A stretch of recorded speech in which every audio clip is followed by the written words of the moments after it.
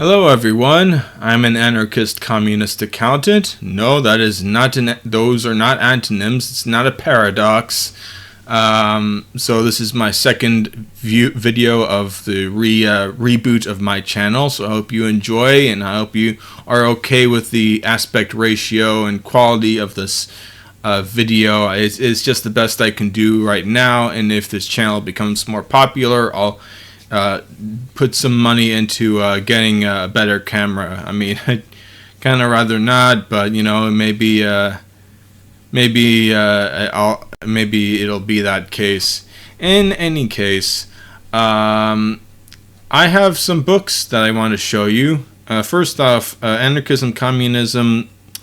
The thing about it is that basically I want there to be as little force as possible, only in the cases of, you know, someone like acting force upon another, sort of the non-aggression principle, but not extended to trespassing. I don't really care if someone wants to be somewhere, because you know, we should have more freedom in that sense, I believe.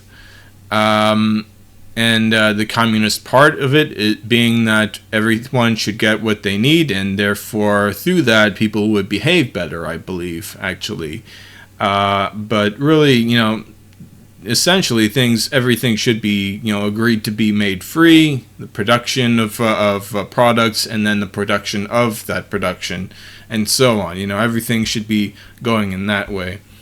With that in mind, here's some books that I read, and also this, which is not really a book, but it you know, kind of explains some things. It doesn't really describe communism, so I'd say, you know, this isn't like a go-to, but it's a good starter. You know, it kind of explains like the process in which capitalism has actually developed our economies, or at least the economies up until the mid 19th century when this was written. You know, the chapter 2, the second part of it, is pretty good. It goes into criticisms of socialists at the time, and kind of clarifies that. So I recommend it pretty much. Now, the only reason why I actually ever got into socialism and communism, anarchism, is because of Bernie Sanders running for president in 2016, calling himself a democratic socialist. Now, he didn't really clarify what he meant by that, and if you ask me, under my own definition, because I'd call him like a partial democratic communist. In that he wants there to be Medicare for all, and for there to be free college, under the control, I imagine, of the secretaries of health and human services and secretary of education, I imagine, which are kind of democratic posts. I mean, I hesitate to really say they are, so I'd say slightly democratic. And then communist part, I just say because it's making things free, you know, that aren't the means of production. You know, the socialism pertains to capital, assets, the means of production. Communism applies to everything else being free.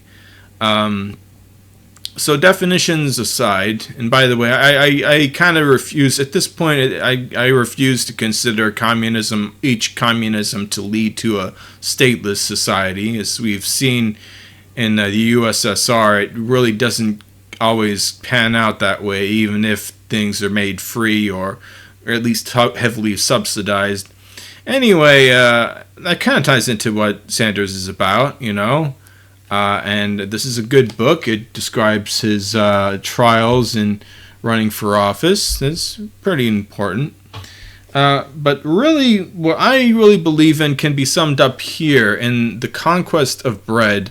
Now, this is the book I recommend to everyone. It's you know, it goes into the you know, the bread of it, you know, the thick of it, you know, really material conditions.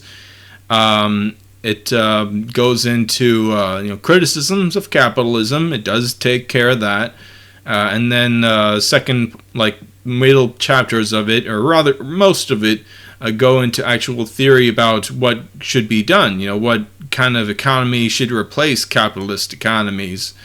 So I highly recommend this, basically to anyone, because it's my favorite. And there you have it. So after hearing about anarchism, I kind of got into a libertarian phase a little bit, or somewhat. So I got like a membership to libertarian groups or something. I don't know, but I got this book out of it, and it was an enjoyable read. Although the thing about libertarian capitalists, like this person here, Mary Ruwert, is that they have kind of a short-sighted, kind of a tunnel vision, because they don't really recognize the problems that are inherent in capitalism in general. Where there's everything's got to make money, otherwise people get abandoned. Tying into that concern is this, Black Shirts and Reds by Michael Parenti. I've seen a few of his speeches, maybe most of them at this point. I think on the overthrow of communism is actually the one that kind of cites his book of his that he did. And again, like, he mentioned communism in reference to the USSR and Cuba, and I say, okay, fine, but there's state communists, and such communism does not lead to statelessness. So take it with a grain of salt. But there's a lot to that book. It's very descriptive. Unlike this, I haven't read all of this. I've read a couple of chapters, and it's kind of disappointing. Like, it so far, there's no statistics. There are quite a lot of quotes from scholars, and you could say, oh, well, there's secondary sources, and maybe you can trust them, but it's not like, oh, well, here's how the economy in Russia worked in the 1940s, 1950s, or I think just 1940s. I think this first came out in like 1946. Kind of juxtaposed to the Black Shirts and Reds, because this is really probably the main source of horseshoe theory.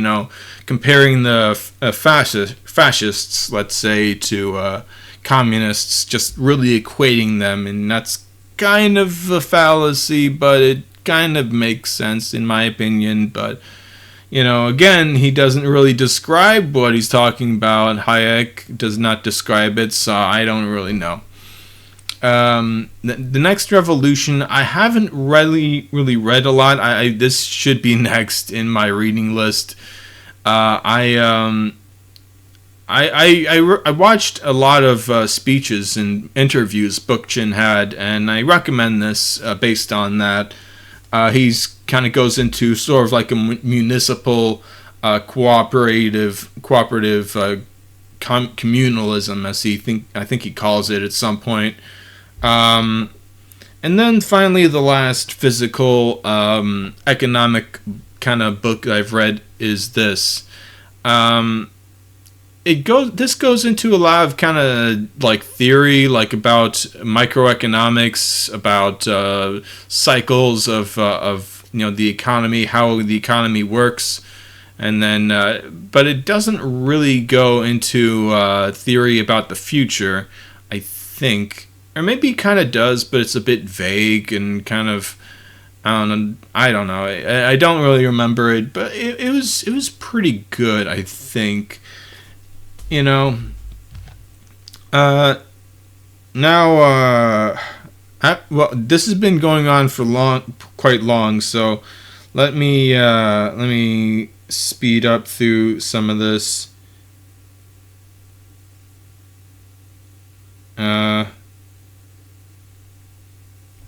Marxism and Anarchism by Alan Woods is pretty good.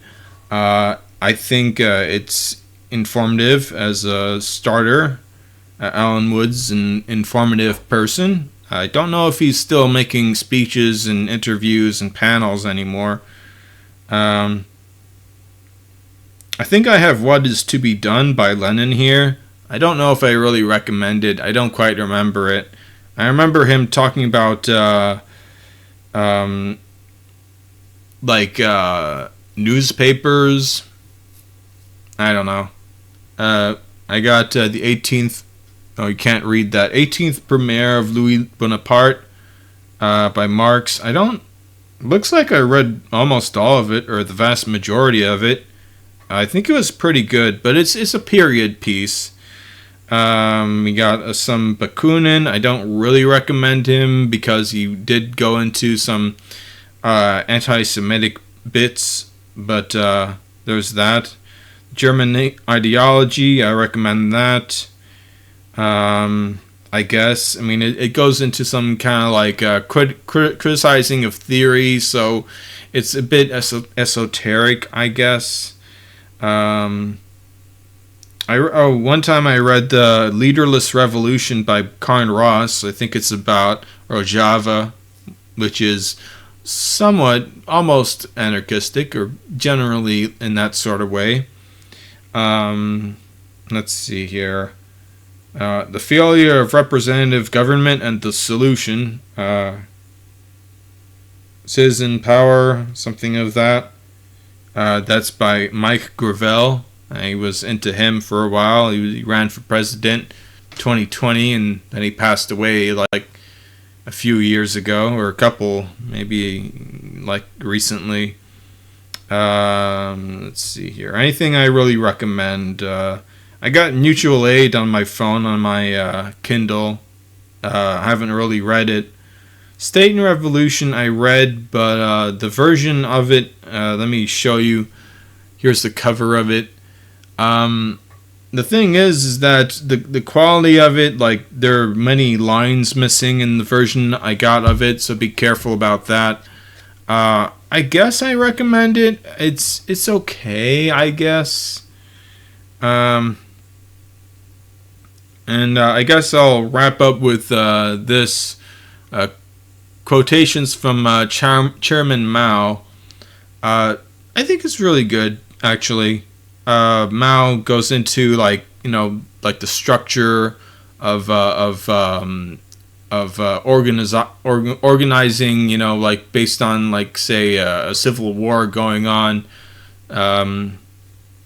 which might not be super relevant, or might be, depending on your perspective, how you're going about things, what's happening in your area. But since this has been going on like 13 minutes, I think I'll wrap up here. So those are the books I recommend, and ones that I don't really recommend, or say, take with a grain of salt.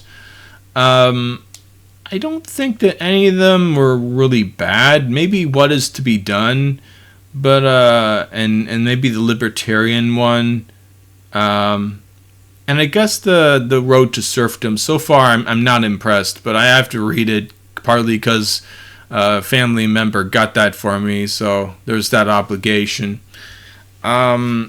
So that's that for this video, I think. I hope you've enjoyed. I hope you haven't gotten bored of all this. So stay tuned for maybe some shorter videos, I think.